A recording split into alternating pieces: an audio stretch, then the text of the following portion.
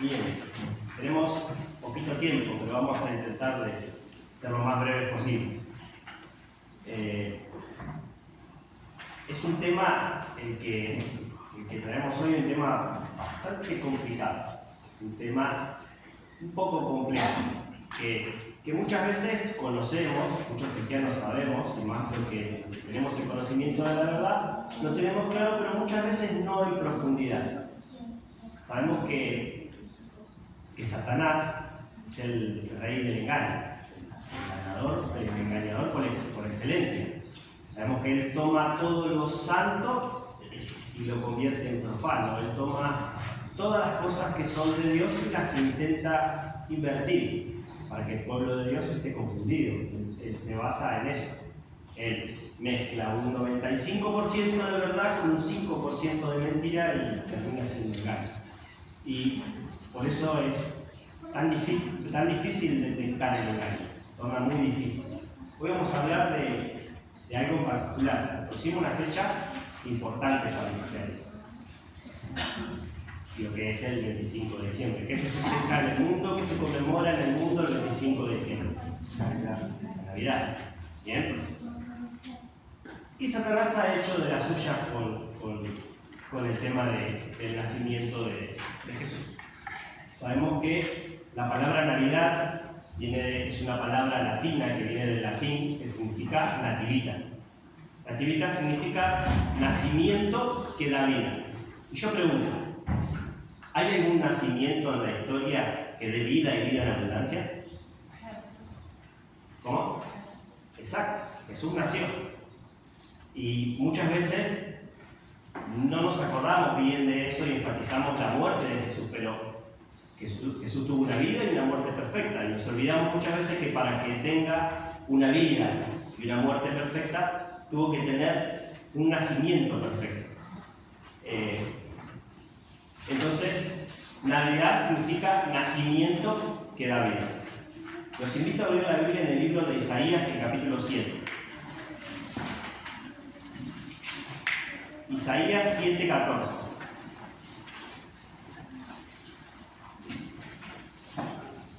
¿Quién lo quiere leer?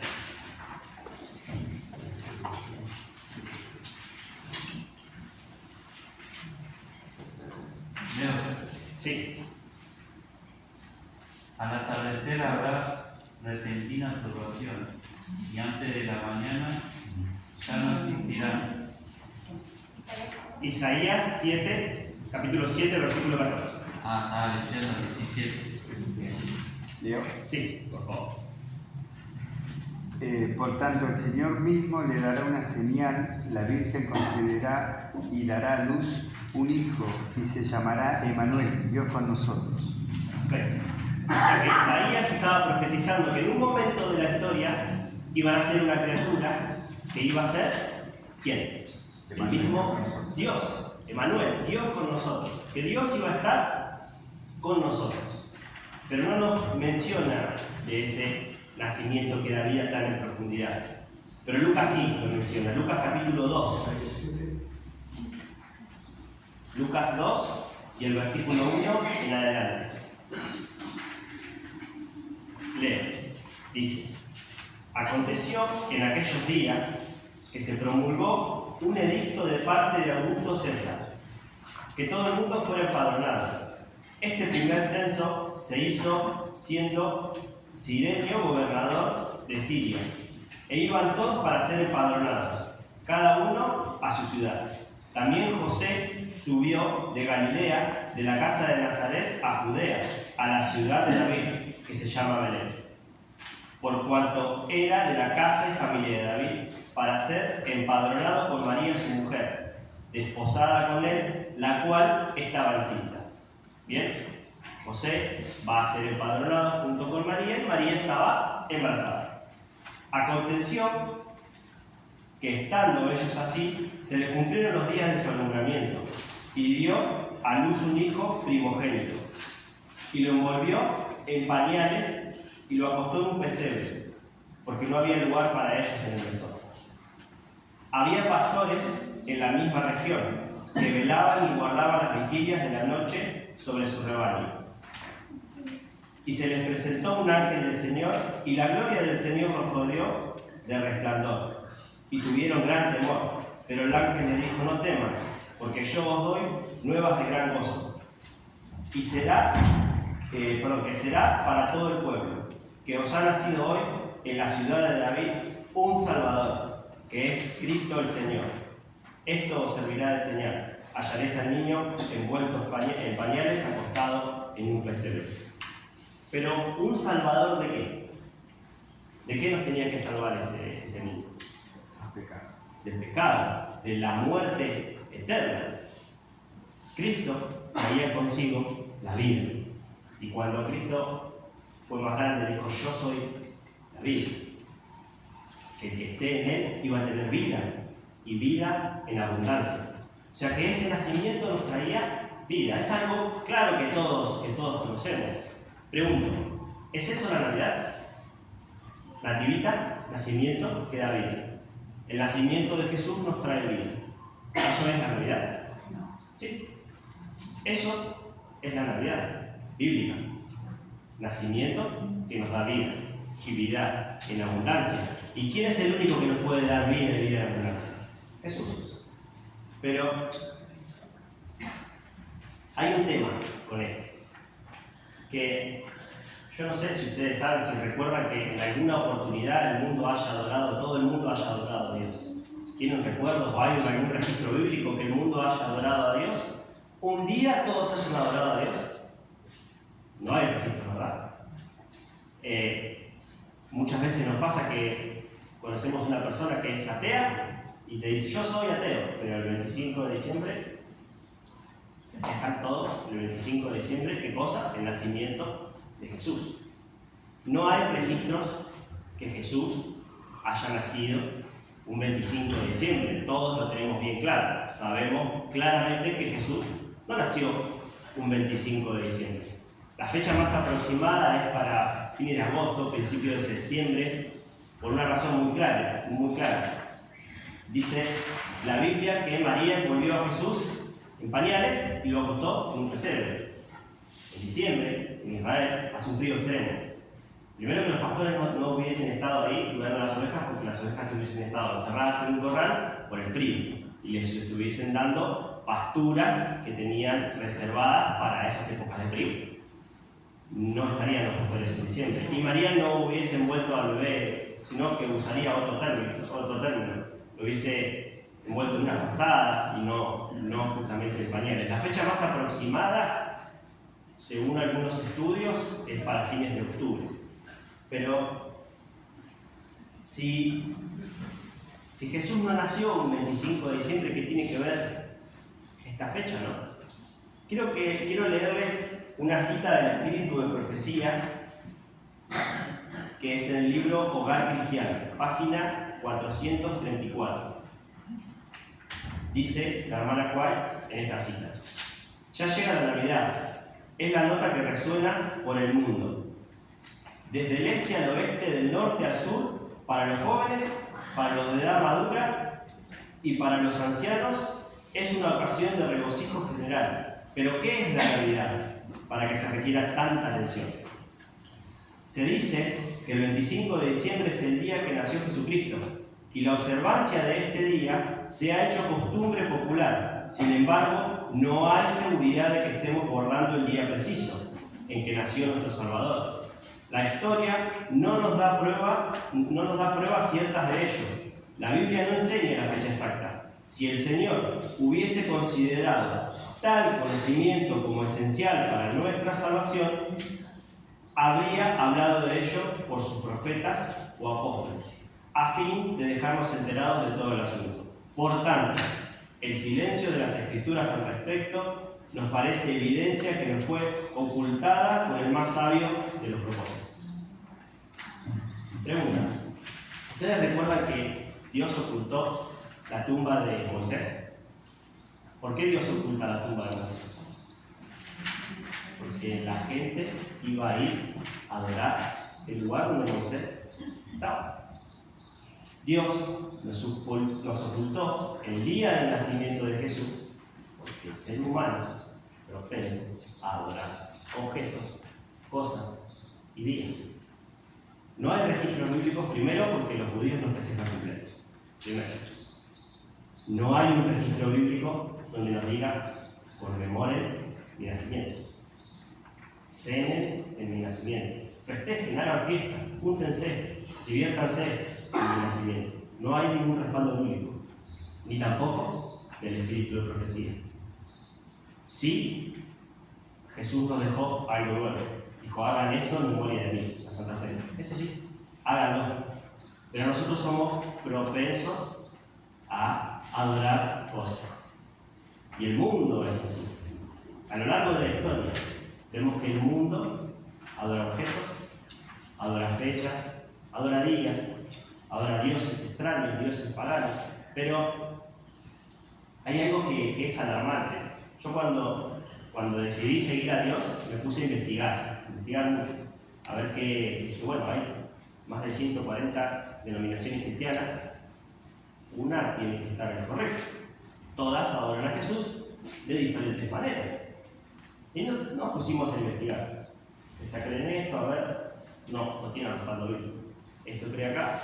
Me puse a investigar. Y con esto también. Si yo no encontraba un respaldo bíblico para la adoración y el festejo del 25 de diciembre como nacimiento de Jesús, ¿de dónde sale la fecha? ¿Ustedes creen que es una fecha suelta? Una fecha que se puso porque sí, lo ponemos para hacerlo y no tiene ningún significado, que no tendría nada de malo. Pero la historia, la Biblia y los historiadores nos muestran que es una fecha precisa. Habíamos dicho que Satanás toma todo lo que es santo y lo convierte en profano. La Biblia dice que Satanás se disfraza de ¿qué? De ángel de luz. ¿Ustedes conocen la historia de Nimrod? ¿Saben quién fue Nimrod? Nimrod, según el libro de Génesis, fue el primer poderoso en la tierra. ¿Ustedes recuerdan qué le ofreció Satanás a Jesús en el desierto? Si lo adoraba. Poder. Le dijo, todo esto que ves, todo esto que le demostró grandes tierras, le mostró grandes tesoros, todo esto me fue dado. ¿Cuándo le fue dado? Cuando se lo quitó a Adán. Adán perdió con Satanás cuando pecó, perdió las escrituras de esta tierra. ¿Y quién era el amo y señor entonces en esta tierra? Satanás. Todo esto me fue dado. Ese ofrecimiento le hizo a Jesús. Y Jesús dijo, no me interesa. ¿Quién es hoy el amo y señor de esta tierra? Jesús. Cuando Jesús resucitó, recuperó lo que Adán había perdido. Pero este mismo ofrecimiento, evidentemente, Satanás se lo hizo a Nimrod, que fue el primer poderoso en la tierra después de Noé. ¿Ustedes recuerdan cuando Noé, no voy a ir a los versículos porque eso va a ser muy extenso, pero Noé pasa el diluvio, Noé hace su viña, ¿y qué pasó? Noé se emborrachó, tomó jugo de uva, vino fermentado y se emborrachó. ¿Qué pasó después? ¿Qué hizo Cam? Lo ve desnudo, se burla de él, llama a sus hermanos para que se burlaran también de él, y cuando Noé ve eso, le dijo, te maldigo a ti y a toda tu descendencia. ¿Qué fue lo que vio Noé? Noé vio los primeros signos de maldad con Cam. Después de todo lo que había pasado, fueron todas las cosas que le pasaron a Noé por la cabeza. Todo lo que sufrimos, todo lo que hicimos, toda la gente que murió para que esta maldad no esté, sigue con mi familia. Por eso Noé estaba tan enojado y maldijo. En Cam comienza de nuevo. Si no hubiese sido en Cam, hubiese sido en otro, pero Noé lo maldice. Y maldice a su descendencia.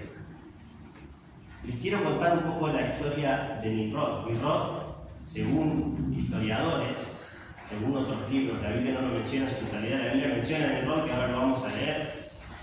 Nimrod estaba casado con su propia madre, en incesto.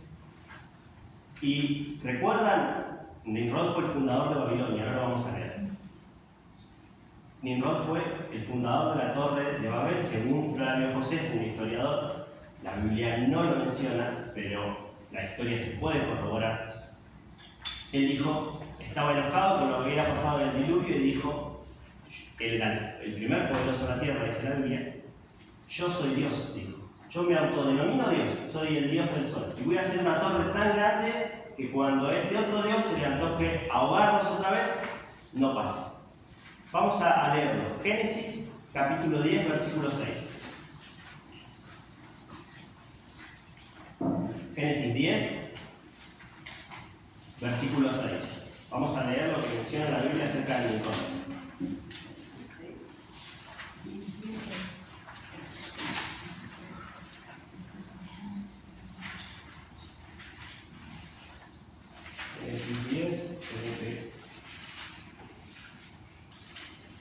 Génesis 10, versículo 6 en adelante.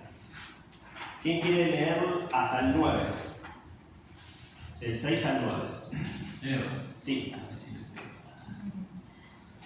Los hijos de Ram, Cus, Put, Mizraim y Canaán. Los hijos de Cus, Seba, Ávila, Sabta, Rama y Sabteca. Los hijos de Rama, Seba y Dedán. Cus fue padre de Nimrod, el primero que llegó a ser poderoso en la tierra. Este fue vigoroso cazador ante el Señor, por eso se dice así como Nimrod, vigoroso cazador ante el Señor. Bien, eso no quiere decir que haya estado con Dios. Y el comentario bíblico lo explica. Dice vigoroso cazador delante de los ojos de Jehová. Pero no quiere decir que haya estado con Dios, sino que fue el primer poderoso en la tierra, menciona. Fue el primer rey.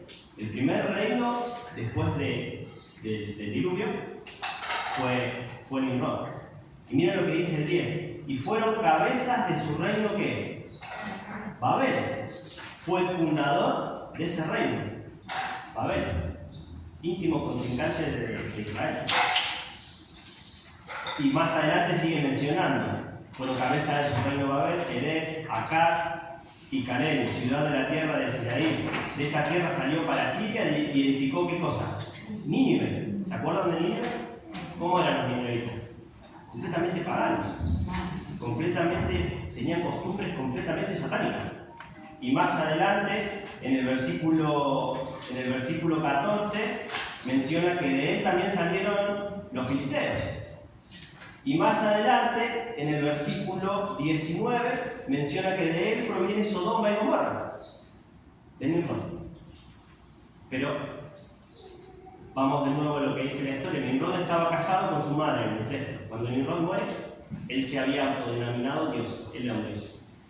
Yo soy Dios. Y su madre era una diosa. La diosa de la fertilidad se la conoce. Semiramis. Cuando él muere, ella actuó rápidamente y quedó embarazada.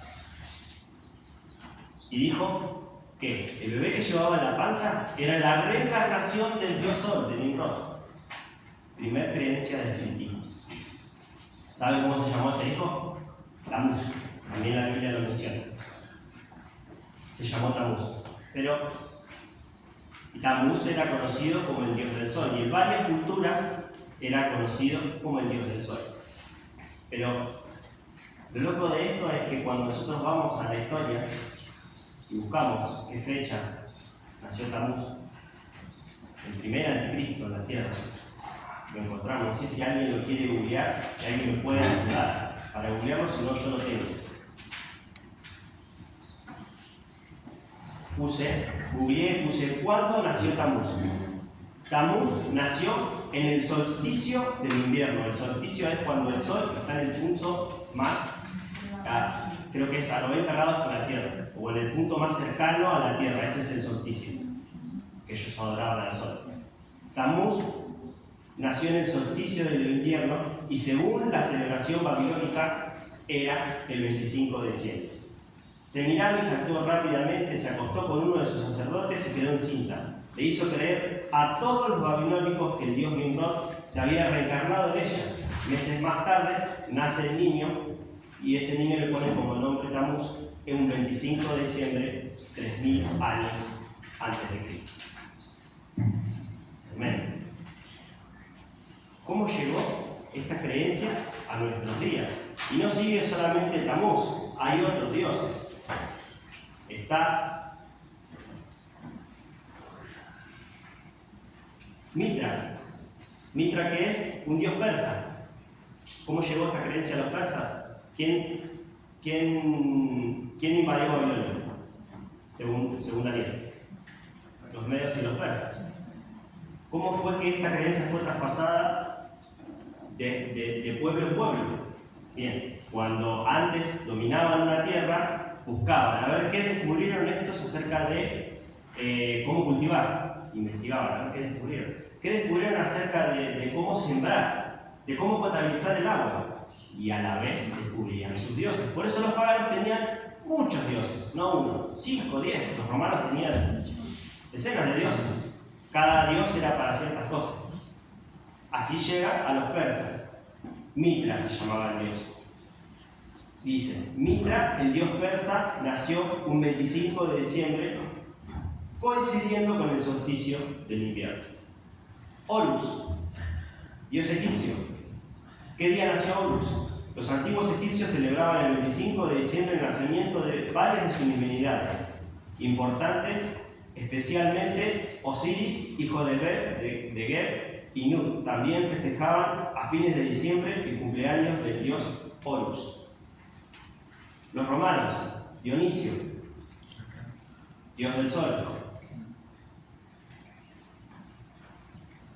Según la mitología griega, Dionisio nació un 25 de diciembre. Tremendo. El enemigo conocía las profecías, sabía cómo iba a nacer Jesús. Y miren lo que dice sobre Dionisio.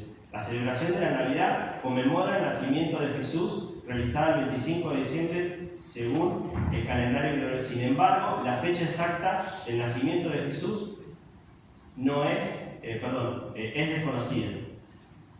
Bien, menciona que Dionisio nace en una cueva. La historia dice que Dionisio nace en una cueva y unos magos fueron a ver el nacimiento de Dionisio. El enemigo sabía las profecías. Y todas esas creencias paganas coinciden con el nacimiento de nuestro Salvador. Ahora, ¿cómo llegó esto al cristianismo? Fácil. Ustedes recuerdan que los romanos perseguían a los primeros cristianos. Se cansaron de matar cristianos, por los cuales nosotros hoy conocemos la palabra de Dios, nuestros mártires. Pero como dice el espíritu de profecía, que ellos veían que la sangre de los cristianos era semilla. Mataban uno y salían 10 cristianos más debajo de las piedras. Era increíble. Se cansó Constantino y dijo, está bien, yo me voy a bautizar y voy a adorar a Jesús. Pero el día que adoro yo, el domingo. ¿Cómo se dice? ¿Algunos saben cómo se dice domingo en inglés? Sunday.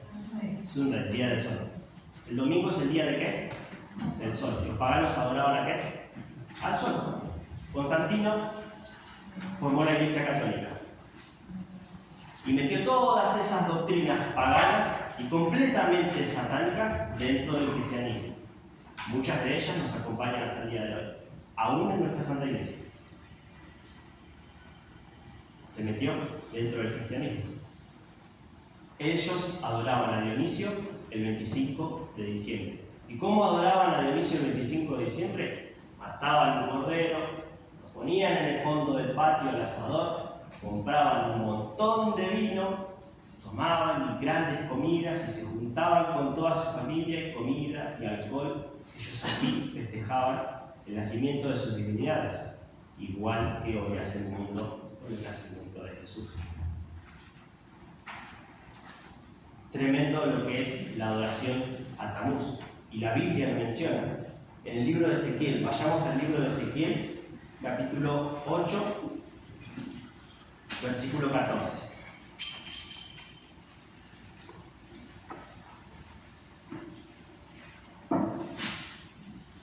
Ezequiel 8, versículo 14. ¿Quién quiere leerlo? Me llevó a la entrada de la puerta norte de la casa del Señor, y había mujeres sentadas llorando a Tamuz. Terrible. Mujeres sentadas, ¿dónde? En el templo. ¿En el templo de qué? ¿En el templo de Dios? ¿Llorando a quién? A Tamuz. Tamuz, Dios del sol. Siempre Satanás se metió con esa misma creencia en la casa de Dios. Versículo 15. Luego me dijo, ¿no ves, hijo de hombre? Vuélvete y verás aún mayores abominaciones que esta. Me llevó al atrio, adentro de la casa de Jehová, y vi que junto a la entrada del templo de Jehová, entre la entrada y el altar, había unos 25 hombres, con sus espaldas vueltas al templo de Jehová, y con sus rostros hacia el oriente. ¿Adorando a qué? Al sol. Tremendo. Tamuz es el dios de qué? Del sol. ¿Qué día nació? El 25 de diciembre. Siempre el enemigo de Dios se metió queriendo incorporar la adoración al sol. Y hay algo sencillo. ¿A qué se resume todo esto? ¿Por qué hoy estamos acá?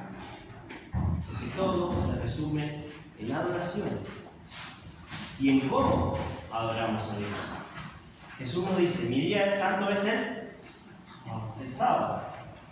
Y el mundo conmemora la resurrección de Jesús el domingo. Dios dice sábado, el mundo domingo. ¿A quién están adorando? Sunday, día del sol, al sol.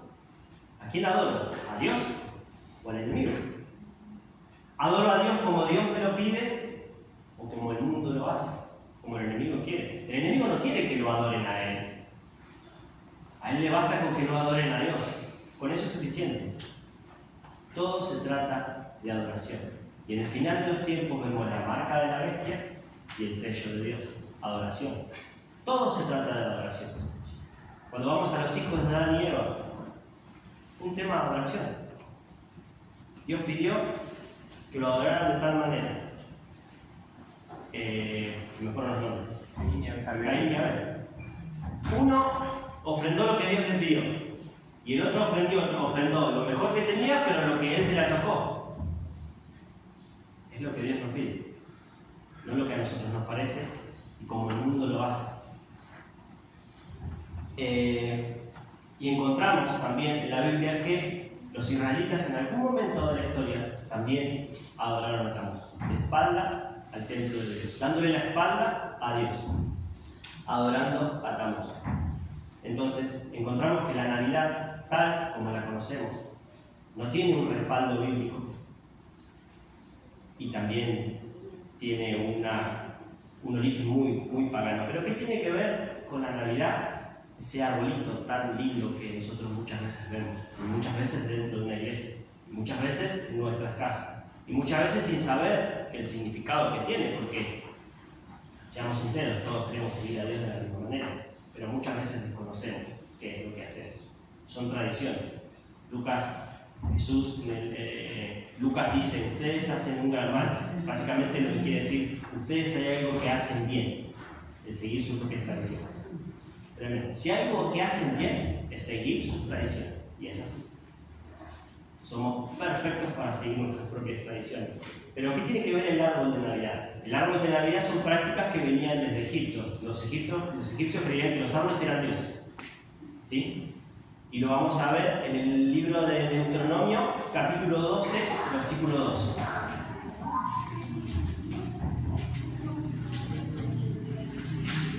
Deuteronomio 12, versículo 2. Si alguien lo quiere leer.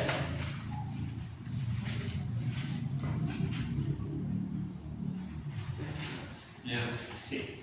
Y os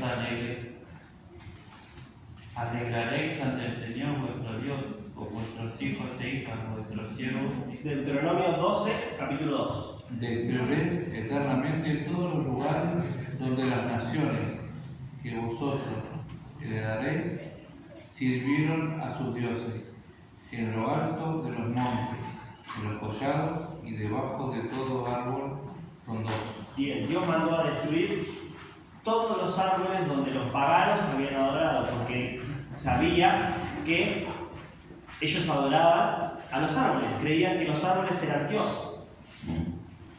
Por ese mismo motivo, cada vez que Dios conquistaba, que los israelitas conquistaban una tierra o les daba a Dios una tierra, Él les mandaba a destruir todo.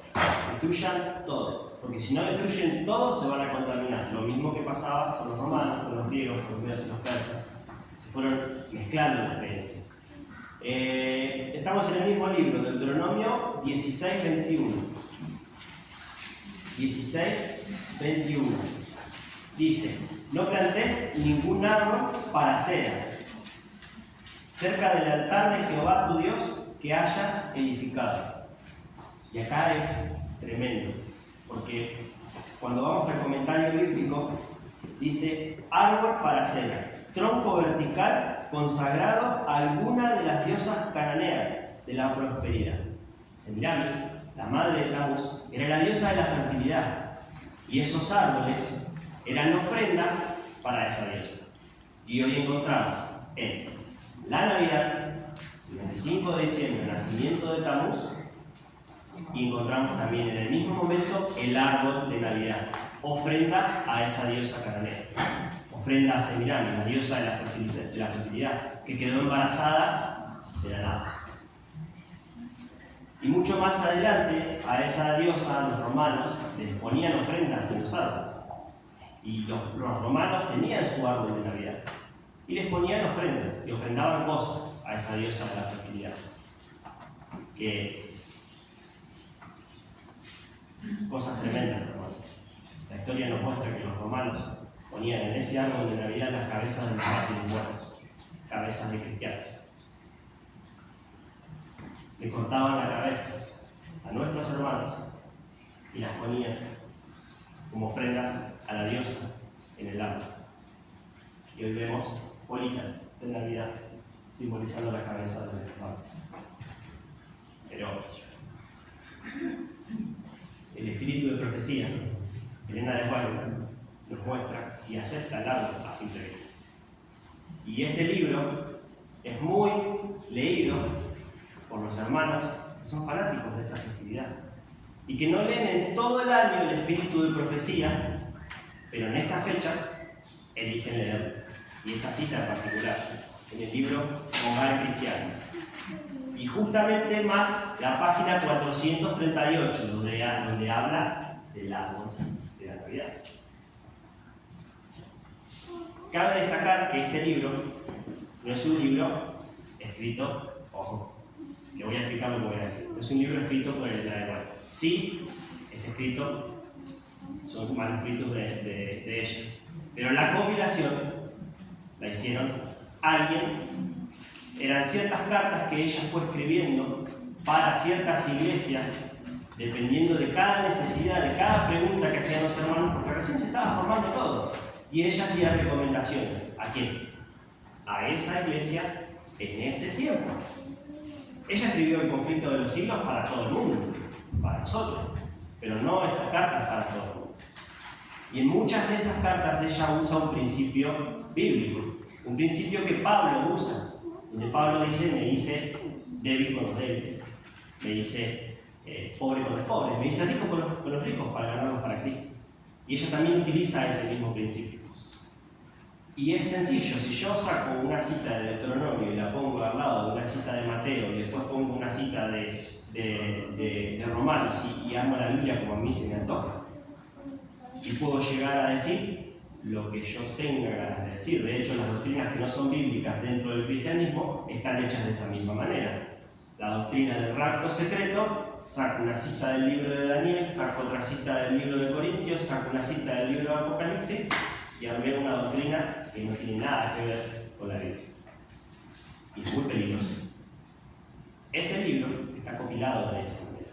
Yo, particularmente, Martín Luna, elijo no leer ciertos libros, o los leo, pero no del todo, porque pueden ser sacados de contexto. Pero ella, en este libro, dice algo muy particular, que después lo voy a explicar. Libro Hogar Cristiano, página 438. Dice: agradaría mucho a Dios que cada iglesia tuviera un árbol de Navidad del cual colgasen ofrendas grandes y pequeñas para esas casas de culto.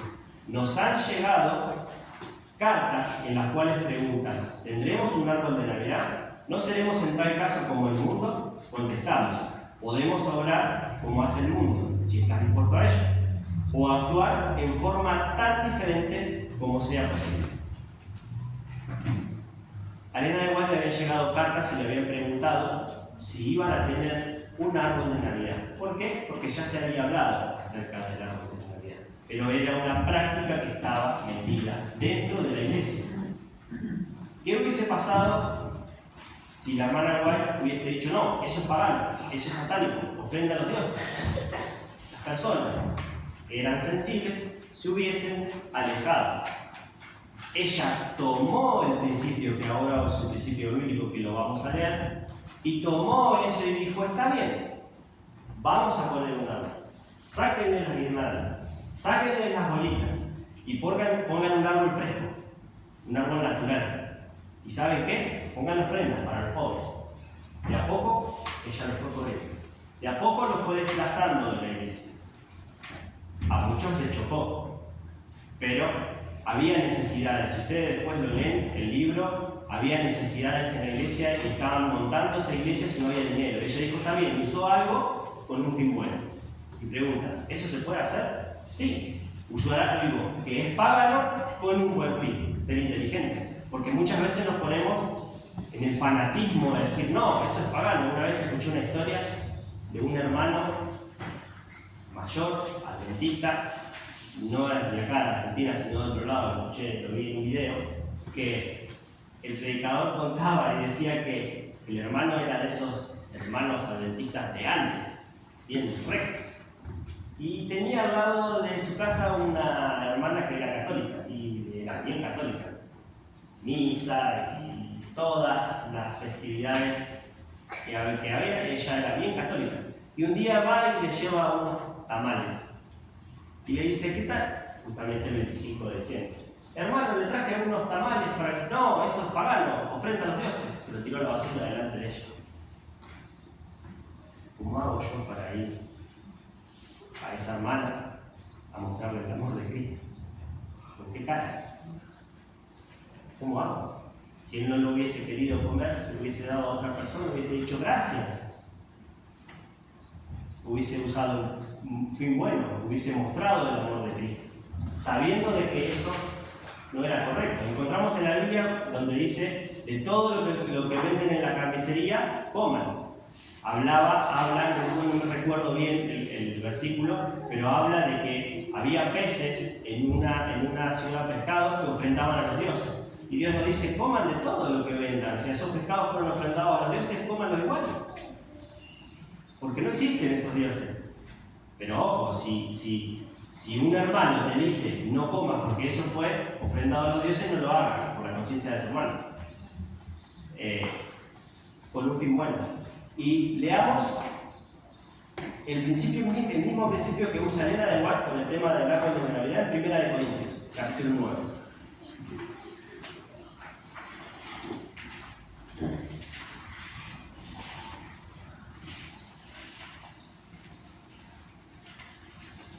Primera de Corintios, capítulo 9, versículo 20 al 23.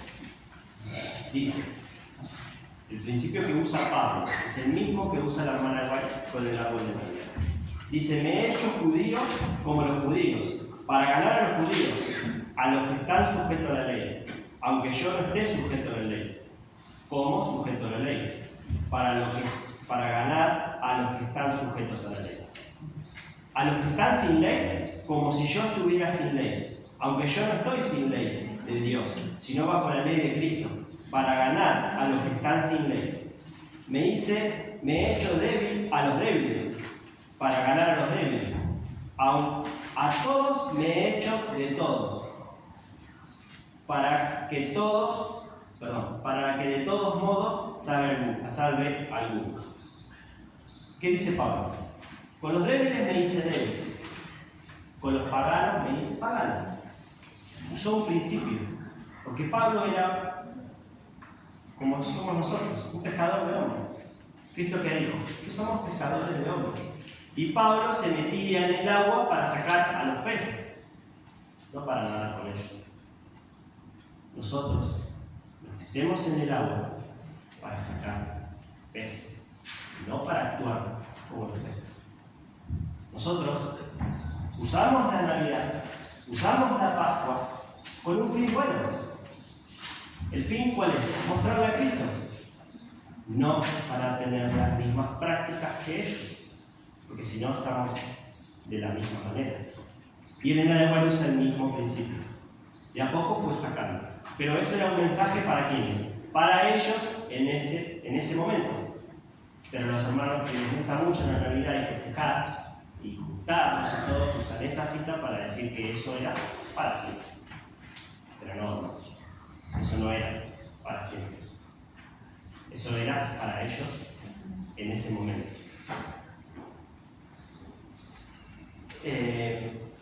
Cuidemos, hermanos, la manera que nosotros tenemos de adorar a Dios.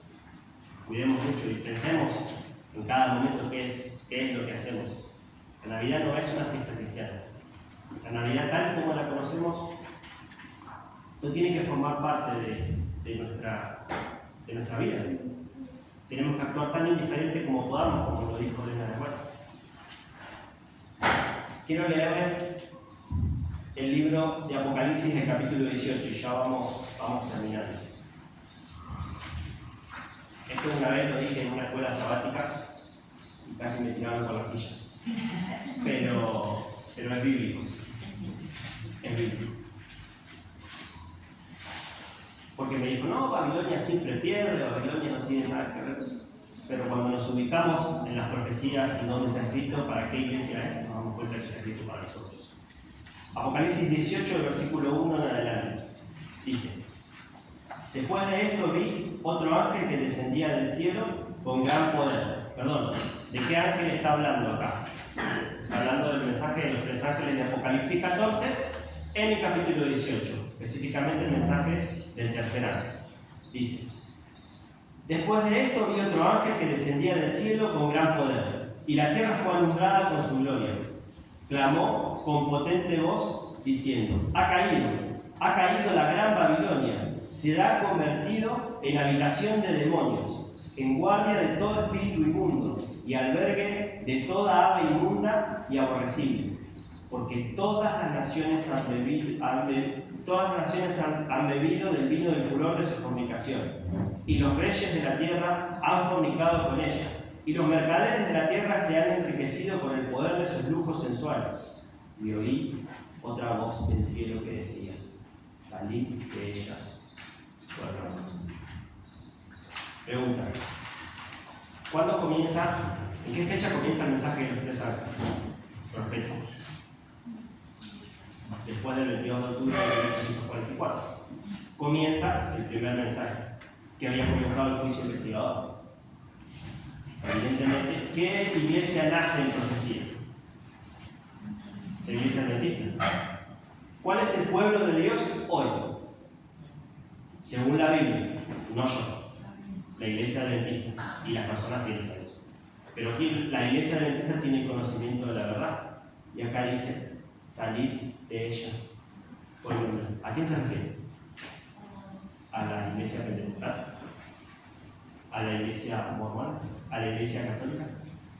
Es para personas fieles a Él, pero está hablando de un pueblo que Dios apartó, un pueblo que Dios le mostró luz, y un pueblo que aceptó esa luz. Por eso es su pueblo. Le está pidiendo salir de Babilonia. Es un mensaje para nosotros. Y nos dice que salgamos para que no seamos ¿qué? Partícipes. Salir de ella, pueblo mío, para que no seas partícipes de su pecado, que recibas parte de sus plagas. Tremendo. Dios nos exhorta hoy a salir de Babilonia. ¿Saben qué significa la palabra Babilonia? Viene de Babel. Babel significa confusión. ¿Sí? Muchas veces es por error. Muchas veces es porque estamos confundidos. Dios no quiere sacar de esa confusión. Salir de ahí. Porque como dijo el hermano, no falta nada. Falta realmente muy poco. Y es hora de empezar a adorar a Dios como Dios lo pide. Porque esto es un tema de adoración. Quiero leerles una cita, ya vamos terminando, una cita del libro El conflicto de los siglos, que que habla acerca de cómo está la iglesia hoy en día, la fe que profesamos. El conflicto de los siglos, el capítulo 2 termina diciendo: hay otro asunto más importante que debería llamar la atención de la iglesia hoy en día, está hablando para nosotros. El apóstol Pablo declara que todos los que quieren vivir piadosamente en Cristo padecerán persecución. ¿Quién cree eso? Yo lo creo. Los que quieren vivir piadosamente en Cristo van a padecer ¿qué cosa? Persecución. ¿Por qué hoy no nos persiguen nada? ¿Hay persecución hoy? ¿Estamos viviendo persecución? Yo no veo. Venimos bien a la iglesia, adoramos a Dios, todo el mundo le contamos acerca de Dios. Dios te ama. Gracias. Y nadie nos dice nada malo. ¿Por qué entonces parece adormecida la persecución en nuestros días? La única razón es que la iglesia se ha conformado a las normas del mundo y por tanto no despierta oposición. Hermanos, somos adventistas, nos damos el sábado, no comemos cerdo. No, yo eso no lo hago. Pero hay muchas cosas que sí, hermanos. Hay muchas cosas que sí. Y no molestamos a nadie. ¿Y quién nos va a perseguir si nosotros no molestamos a nadie? ¿Quién nos va a perseguir si no decimos las verdades que hay que decir? La religión que se profesa hoy en día no tiene el carácter puro y santo que distinguiera la fe cristiana en los días de Cristo y sus apóstoles. Si el cristianismo es aparentemente tan popular en el mundo, ello se debe tan solo al espíritu de transigencia con el pecado. Terrible. Transigencia significa aceptación, quiere decir aceptación al pecado. Está hablando de nosotros, está hablando de la iglesia adventista de nuestros días. A que las grandes verdades de la palabra de Dios son miradas con indiferencia y la poca piedad vital que hay en la iglesia revivan la fe y el poder de la iglesia primitiva y el espíritu de la persecución revivirá y el fuego de la persecución volverá a encenderse. Hermanos, cuando la iglesia predique estos temas, que nos duele mucho, que nos hacen, porque muchas veces son temas delicados. A veces yo veo todo eso de la Navidad y digo, qué lindo, porque yo tuve una infancia con eso, y era hermosa. Papá Noel, y otro tema. Ustedes saben, hermanos, que Papá Noel es una burla de Cristo, ¿no? ¿Cómo viene vestido Jesús? Según Apocalipsis. ¿No? ¿Cómo está vestido Papá Noel? Papá Noel le da, a todos le da, ¿qué les da? Regalos y cosas. A los que se portaron bien, en nuestra cultura no es tanto, pero en Estados Unidos se conoce más. A los que se portaron bien, ¿qué les da? Regalos. Y a los que se portaron mal, carbón. Cristo viene a darle a todos según sus obras, ¿no? Hayan sido buenos o malos, a todos le da según sus obras. Según Daniel, ¿cómo es la barba del anciano de Daniel? Blanca. ¿Cómo es la barba de Papá Noel? Blanca. Es una burla, hermanos. ¿Cómo entra Papá Noel a las casas? Por la chimenea, como un ladrón. ¿Cómo viene Jesús? Como un ladrón de la noche. Tremendo, ¿no? No hay cosas sueltas, hermano. El enemigo no se va a encargar, no nos va a dejar que nosotros hagamos cositas porque sí. Todo tiene un significado. Y déjenme decirles que todo tiene un significado completamente y puramente satánico y pagano. Y nosotros adoramos a Jesús el 25 de diciembre y es algo, ¿cómo se sentirá Dios, no? Porque imagínense tener un matrimonio que sabemos que nuestra esposa o nuestro marido tuvo un matrimonio antes y nuestro aniversario era el 12 de enero, pero el aniversario que tenía con su esposa anterior era el 14 de agosto. Y viene el 14 de agosto con una flor y nos dice, feliz aniversario, amor. ¿Cómo nos sentiríamos? ¿Bien? No. Lo que es y lo que no. Y Elena de White nos está diciendo, la persecución no aparece todavía porque no molestamos a nadie. Cuando prediquemos lo que hay que predicar, cuando prediquemos verdad presente, realmente va a pasar lo que tenga que pasar. que Cristo es amor es una verdad de siempre. Que Cristo murió por nuestros pecados es verdad. Y todo el mundo lo sabe, porque nosotros le decimos, Cristo te ama, gracias. Cristo va a volver, gracias. Cristo murió por vos, gracias. Todo el mundo lo sabe. Los que creen en Dios y los que no. Pero lo que no saben son todas estas cosas. Verdad presente, verdad para este día. La verdad presente para los apóstoles en ese momento era que Cristo los redimía del pecado. Eso es verdad, pero no es verdad presente hoy en día. La verdad presente hoy en día es que Cristo va a volver y que nos invita a salir de Babilonia. Quiero ir terminando, hermano, con unas citas de Apocalipsis 14. Apocalipsis 14, del versículo 1 en adelante. Dice: Después miré y vi el Cordero, estaba de pie sobre el monte de Sión, con el 144.000 que tenía el nombre de él y de su Padre escrito en la frente. Y oí una voz del cielo como de estruendo de muchas aguas, y con el sonido de un gran trueno. La voz que oí era como de arpistas que tocaban sus arpas. Cantaban un cántico nuevo delante del trono, delante de los 4 seres vivientes y de los ancianos. Nadie podía aprender el cántico sino los 144.000 que fueron redimidos de entre los de la tierra. Estos son los que no se contaminaron por mujeres, pues son vírgenes. ¿Qué quiere decir? ¿Qué es mujer en el profecía? La iglesia. Dice que estos son los que no se contaminaron con mujeres. La iglesia de Dios es la iglesia pura. La iglesia del enemigo es la ramera. Y leímos en Apocalipsis 18 que decía que todos los reyes han fornicado con sus grupos sexuales. Pero acá dice, estos son los que no se han contaminado con mujeres, pues son vírgenes. Son los que siguen al Cordero por donde quiera que vaya. Estos fueron redimidos de entre los hombres, como primicias para Dios y para el Cordero. En sus bocas no fue hallado mentira, pues son sin mancha delante de Dios.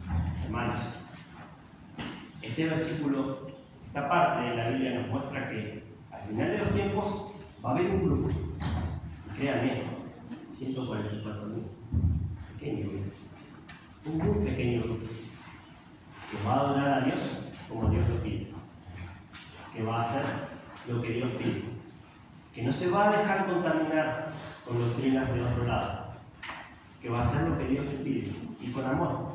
A eso se refiere. No quiere decir que no tuvieron pecado, sí tuvieron pecado, pero fueron sinceros y adoraron a Dios de una manera correcta. La pregunta es, en el final de los tiempos, ¿cuál es? Estoy completamente convencido que todos los que estamos presentes vamos a vivir. Tengo fe de eso, de que yo voy a ver venir a Cristo, y de los presentes también, no falta nada. Pero la pregunta es, cuando Cristo venga, ¿yo voy a estar dentro de ese grupo? ¿O me va a decir Cristo, como dijimos hoy después de la sábado? No te conozco. Yo no te conozco. Pero Señor, te serví toda una vida. Soy adventista desde la cuna. Siempre tuve cargos. Tengo 70 años y sigo trabajando para Dios. No te conozco. Porque así dice la Biblia. No profetizamos en tu nombre. No predicamos la palabra de Dios. No predicamos tu palabra. No hablamos de vos. No te conozco. Porque nunca me conociste. Hermanos, estaremos en ese grupo. Yo los exhorto, hermanos, a que cada cosa que nosotros hagamos investiguemos de dónde viene y de dónde proviene. Si es de Dios, lo aceptemos. Y si no es de Dios, lo desechemos. Que tengan un feliz sábado. Gracias.